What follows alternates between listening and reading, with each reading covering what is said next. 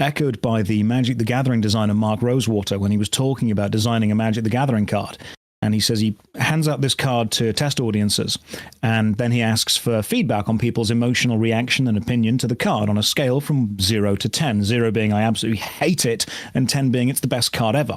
If every single one of those responses, or the majority, come back as like a 5 or a 6, he doesn't want to make the card. It's not about it being overpowered, it's about it being memorable. So when those responses come back as many 1s and 2s and many 9s and 10s, he says, right, this card, regardless of its power level, had an impact on the people that were playing it. That's going to create a memory. That's going to be emotional engagement. How do we now balance this so we keep the emotional impact, but make it a good playing piece? When you try and make something that appeals to absolutely everyone, you are making something that will end up appealing to very few people. Because if you have, and this is actually why YouTube channels die a lot. It's a weird tangent, but if I had a YouTube channel and I had 5 different topics that I enjoyed, completely different, and I put one video of every topic in order 5 times, only 20%, one of those 5 videos, is actually appealing to any of my audience at once, which means 80% of my audience don't care about any individual thing that I'm putting out.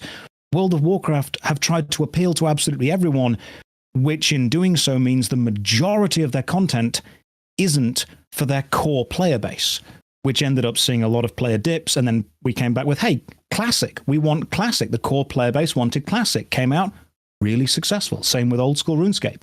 Same with, I think Elder Scrolls Online have tried to do some kind of throwback to it as well. I know that Runes of Magic have pulled out a Classic server. There's another game coming out that's doing a Classic version as well. It's people very much want to have the core player base appealed to.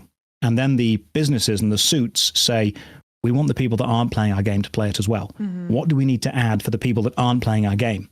And you add stuff that the people that are playing your game then don't want.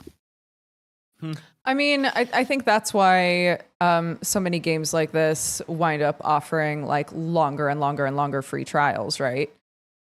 Because that's like a way to not piss off the people who've been playing for a long time, but entice new people. You're not making a change necessarily. You're just making it more accessible. Accessibility is fantastic. More games should be accessible, whether it's mechanically accessible, making it run on lower spec PCs, whether it's visually accessible. I've got a friend of mine who's heavily visually impaired who did some consulting for Jagex for RuneScape, and he said, look, I physically cannot see the differences in the graphics you've put on, so I need a high contrast mode, which Jagex then added on. Accessibility into getting into a game, finding something you like within it and enjoying it is great. But the more you dilute the core concept of a game down by adding in more and more in-game mechanics, you then have to step back and say, right, what even is the core gameplay loop anymore? Who are we appealing to? Where does the marketing for this go to?